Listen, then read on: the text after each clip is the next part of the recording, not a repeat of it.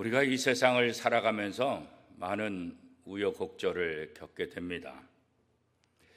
만약에 우리의 삶이 우리 각자의 노력과 성취로 결정된다고 한다면 우리는 늘 두려움 속에 살게 될 것입니다. 왜 그렇습니까? 모진, 풍파 이런 것을 우리가 이겨나갈 수 없기 때문에 그렇습니다. 그래서 때로는 이 모진 풍파가 닥쳐올 때 그나마 믿음이 있었다 하는 사람들조차도 믿음이 흔들 때가 종종 일어나는 것을 보게 됩니다. 우리가 정말 변함없이 언제나 신실한 자세로 신실한 믿음의 삶을 살아갈 수 있을까? 잠깐은 살 수 있을지 모르지만 영원히 변치 않고 신실한 믿음으로 살아가기가 참 쉽지 않습니다. 그렇기 때문에 우리는 이런 모진 풍파가 우리 속에 다가올 때 어떻게 흔들리지 않을 수 있을까? 이 부분을 우리가 고민해야 되고 또 흔들리지 않을 수 있는 그런 삶을 살기 위해서 우리가 무엇을 어떻게 해야 되는지 그 부분도 우리가 다시 한번 생각을 해보아야 할 것입니다.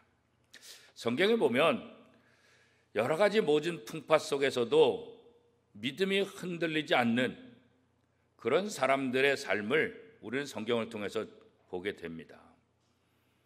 그들은 왜 믿음이 흔들리지 않았을까요? 그들은 어떤 상황 속에서도 하나님이 나와 함께 하신다. 하나님이 나를 도우신다. 이 하나님에 대한 확고한 믿음이 있었기 때문에 흔들리지 않는 거예요. 그런데 우리들은 환경에 의해서 자꾸 움직이게 되다 보니까 평상시 때는 그렇게 좋았던 믿음이라 할지라도 위기가 닥치게 되면 이 믿음이 흔들리게 되고 이게 정말 하나님이 계신가 이런 생각을 하게 되기도 하는 거죠.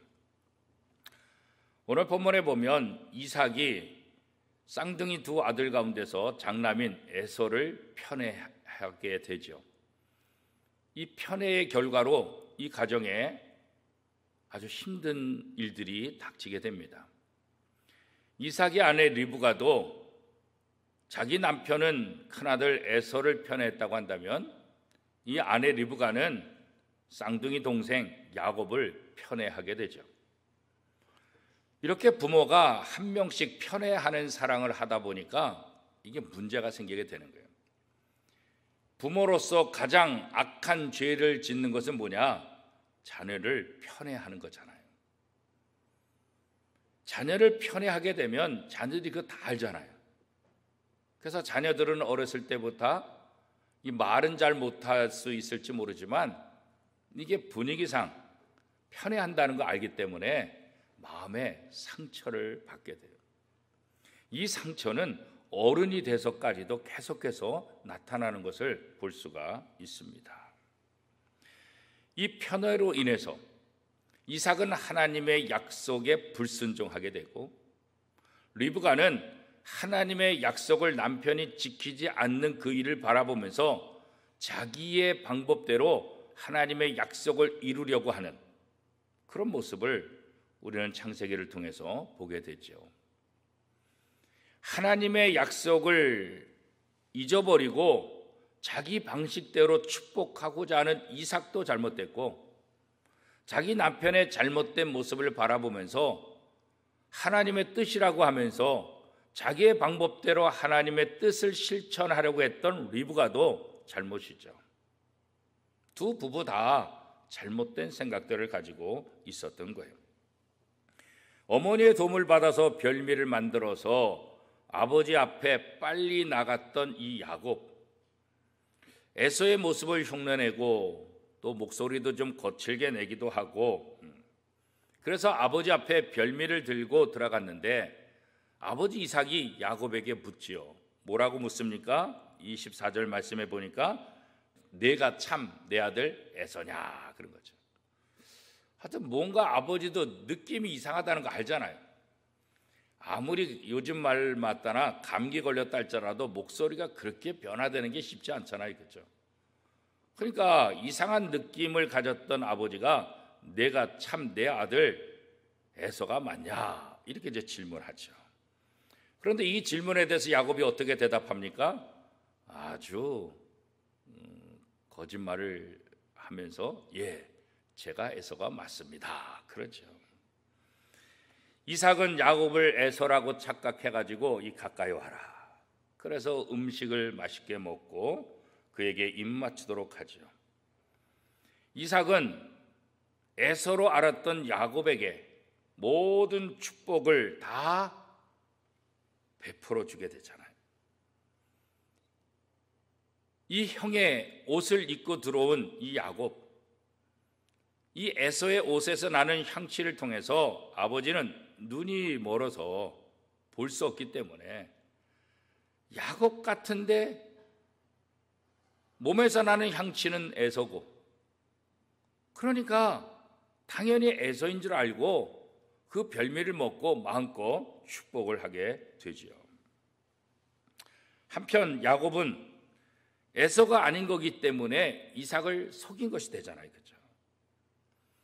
그렇지만 또 다른 한편으로는 하나님께서 택정하신 진짜 이 이삭의 참 아들로 오늘 인정을 받게 되고 거짓이지만 또 축복을 받게 되잖아요. 이게 참 신기한 부분이에요. 우리 모든 신자들은 어떻게 구원을 받느냐?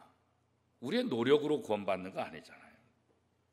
하나님이 나를 선택하셨기 때문에 내가 구원받은 것이지 내가 어떤 노력으로 인해서 구원받은 것 아니잖아요. 물론 내가 예수 믿고 구원받는 과정에서 여러 사람이 내게 복음을 전하고 또 내가 그 복음을 받아들이고 결단하는 나의 노력도 분명히 있지요. 그렇다 할지라도 구원은 내게 복음을 전해준 그 사람이 내게 준 것도 아니고 그 사람의 구원의 복음을 듣고 내가 결단했기 때문에 내가 얻은 것도 아니라는 거예요. 그럼에도 불구하고 구원은 누가 주시는 거예요? 하나님이 주시는 것이다. 이게 성경의 원리이고 성경에서 이야기하고 있는 주장이에요. 야곱이 이삭을 속이고 이삭이 그를 에서라고 판단하는 이 과정 속에서 이 이삭은 야곱에게 에서인 줄 알고 착각하고 그에게 모든 복을 다 피로 줬잖아요. 그렇죠? 이삭이 착각해서 야곱을 에서라고 생각해서 복을 빌어주는 이 과정들, 그리고 아버지를 속이고 자기가 이삭처럼 들어가서 에서처럼 들어가서 복을 받는 이런 과정들, 그럼에도 불구하고 하나님은 이 방법을 통해서 이미 하나님께서 야곱에게 약속하신 그 복을 성취한 것이다 이렇게 보고 있다는 거예요. 이게 참 신기하죠. 구원은 자신의 노력이나 어떤 자격이 있어서가 아니라 조건이 없는 무조건적인 하나님의 사랑 때문에, 하나님의 그 선택 때문에 우리가 구원을 받는다는 것. 그래서 우리는 이 구원에 대해서 어떤 누구도 자랑할 수 없다 이렇게 성경이 말씀하고 있잖아요. 그럴 때 구원받았다 이렇게 생각되는 사람들은 이 구원의 감격에 대해서 하나님께 늘 감사하는 거예요. 그리고 다른 사람을 또 섬기는 것, 이것이 마땅하다 그런 거죠. 그런데 우리는 우리 마음대로 하는 거예요. 마치 리브가가 야곱을 에서처럼 둔갑시키는 것, 마치 야곱이 자기가 형인 것처럼 에서의 옷을 입고 에서 흉내를 내서 그렇게 들어가서 아버지의 복을 받아내는 것, 그죠? 그런데 하나님께서는 우리의 죄악과 우리의 실수까지도 하나님이 계획하신 그 모든 것을 이루시는데 사용된다는 거예요.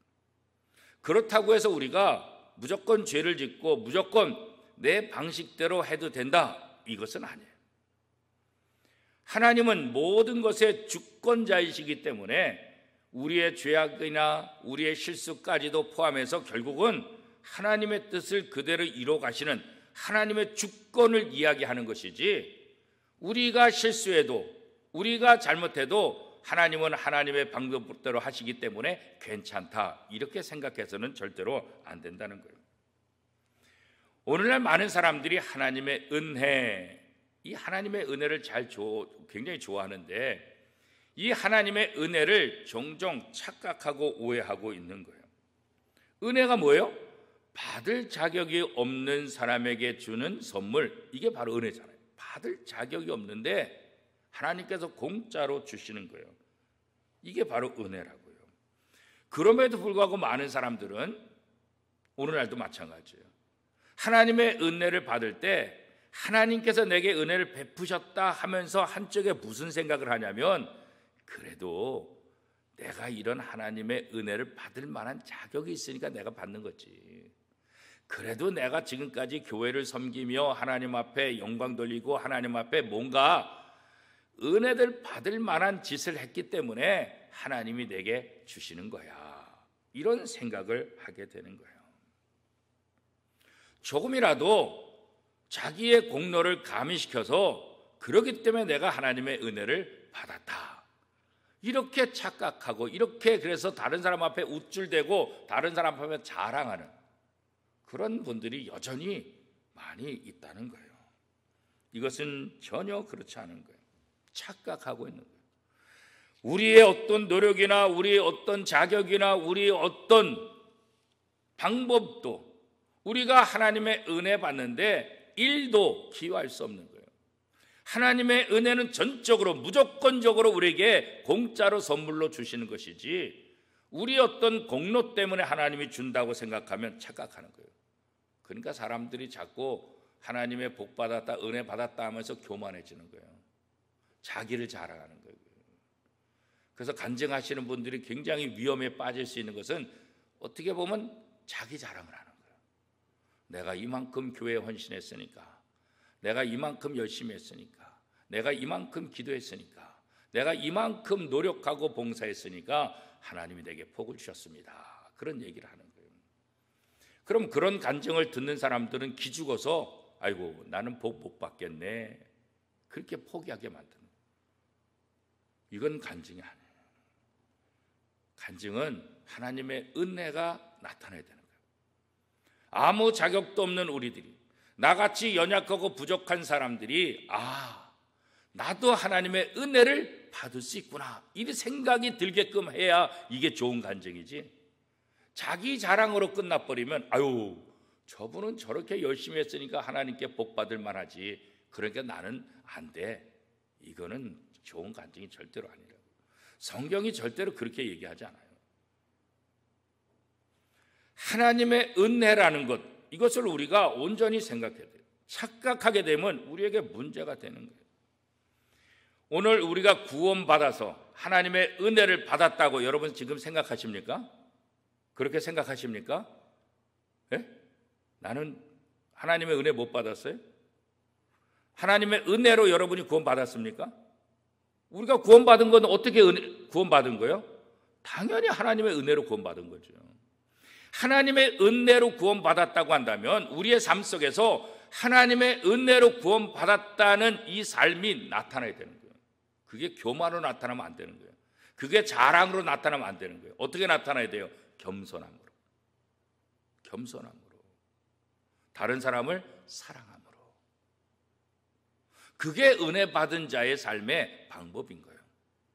자꾸 교회 안에서 교만하고 교회 안에서 뭔가 자기가 잘났다고 자기가 괜찮다고 주장하는 것, 이거 다 하나님의 은혜에 대해서 착각하고 있는 것 때문에 그런 거예요.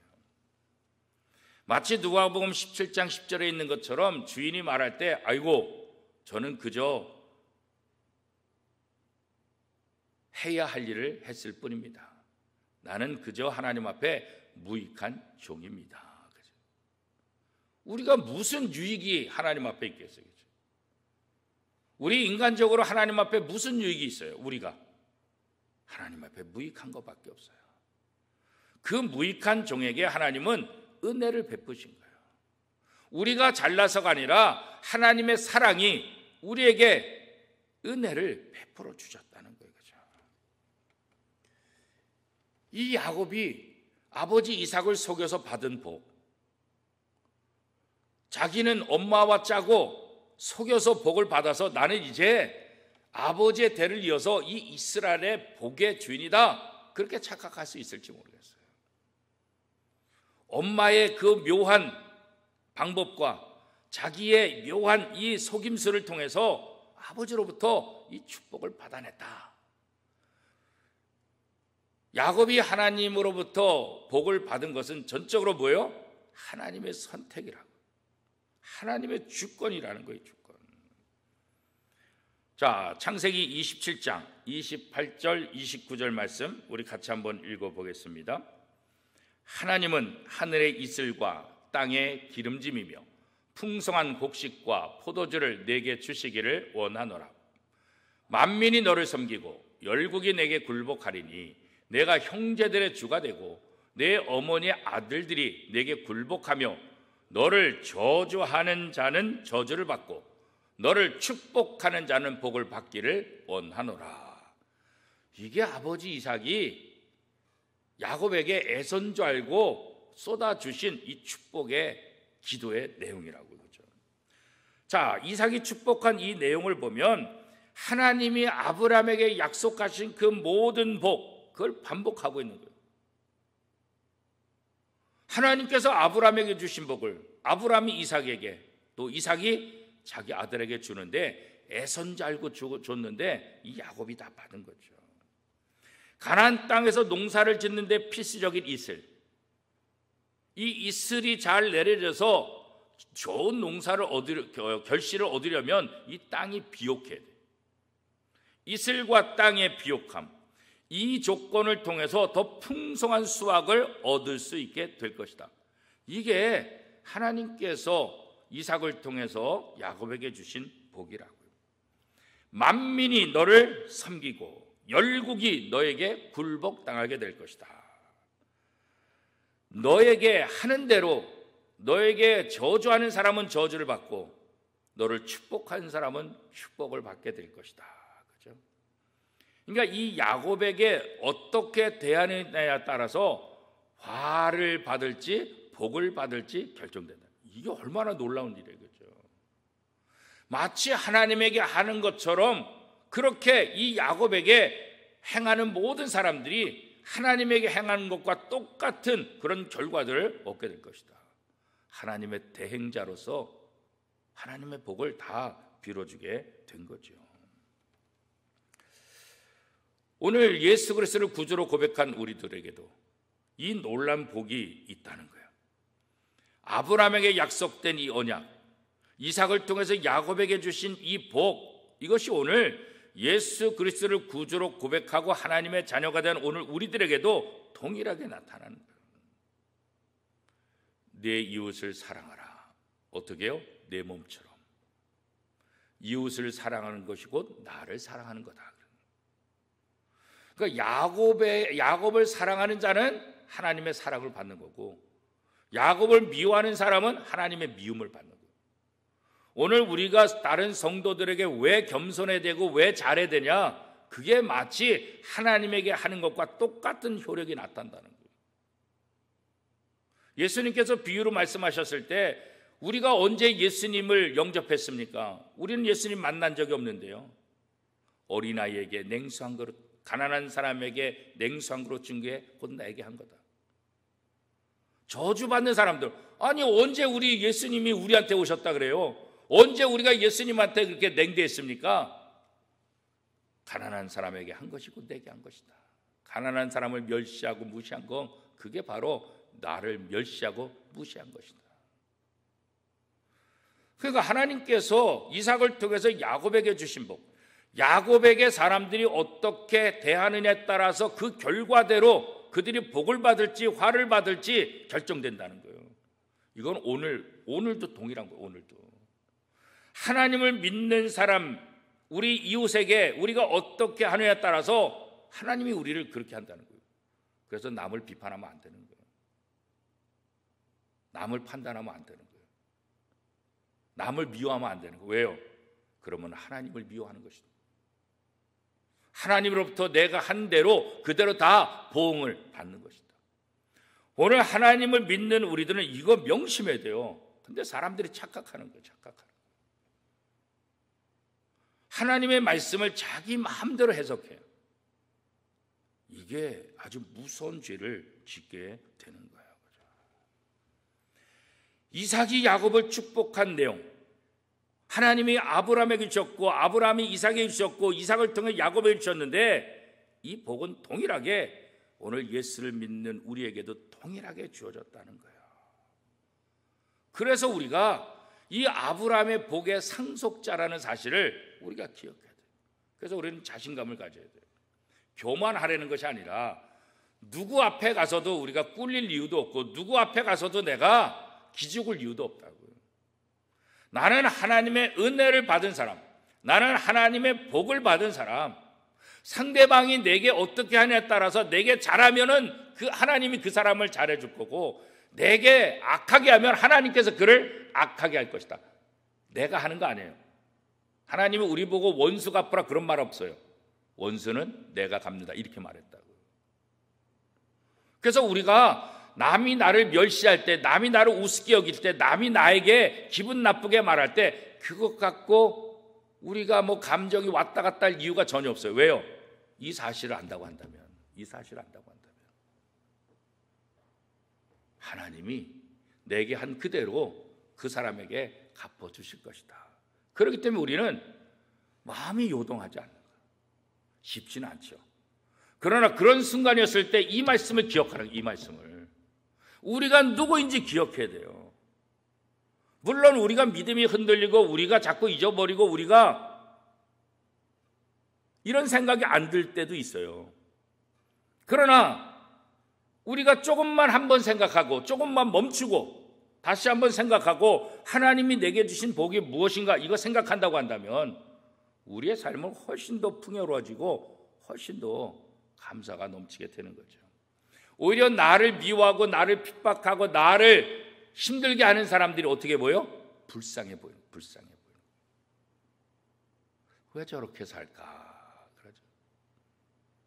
아니 남을 사랑하고 남 좋은 말 하기도 바쁜데 왜 저렇게 살까?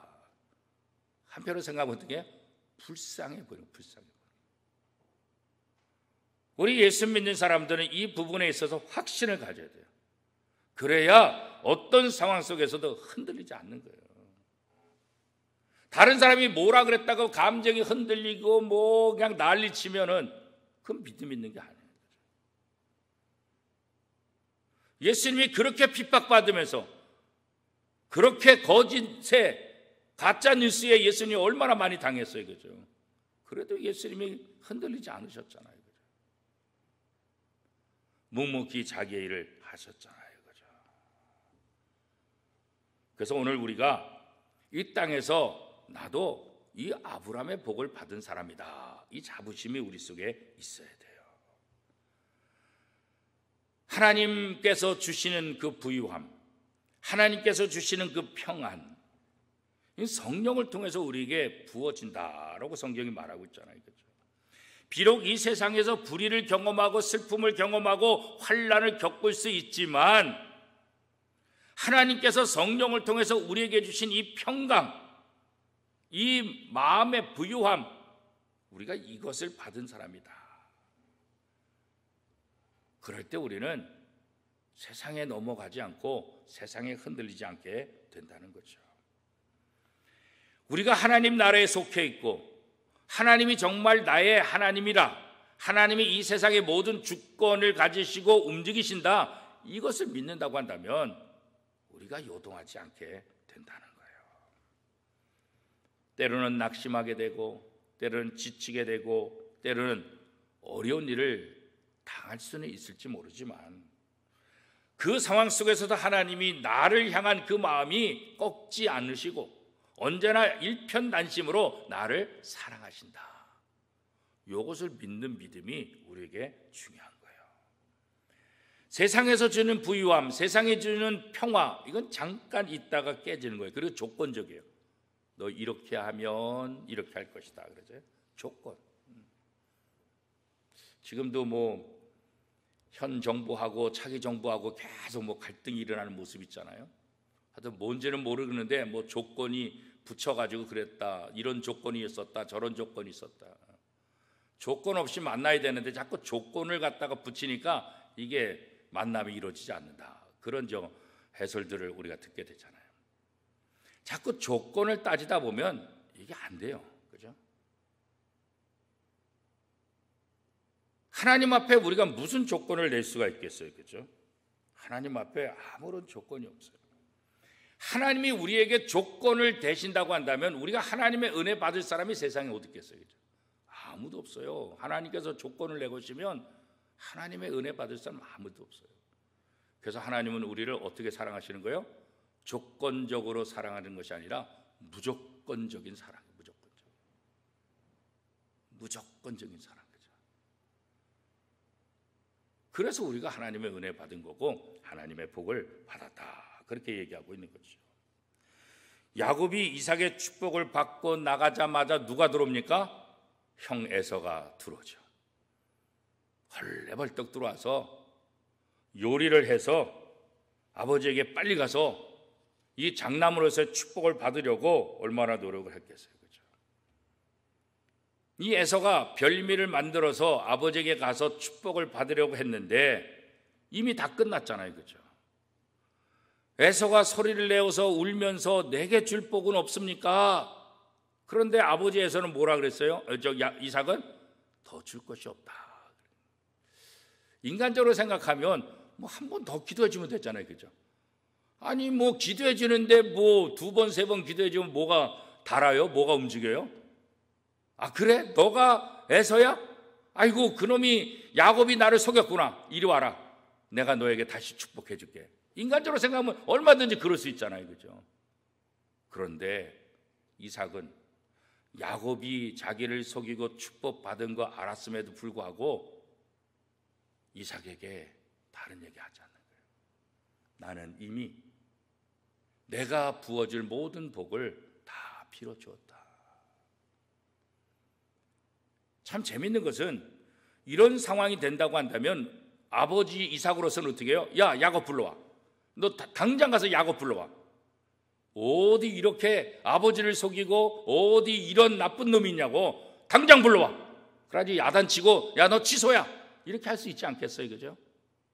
그런데 성경 어디에도 이삭이 야곱을 불러서 야단치고 이삭이 야곱에게 축복을 빈 것을 취소한다 이런 말이 없다는 거예요. 왜 그렇겠어요? 이삭이 이 사건을 통해서 깨달은 거예요. 하나님의 약속이 무엇이든지 안 거예요. 자기가 편애하던 에서에게 자기가 받은 모든 복을 다 주기를 원했지만 이미 하나님께서 뭐라고 약속하셨어요?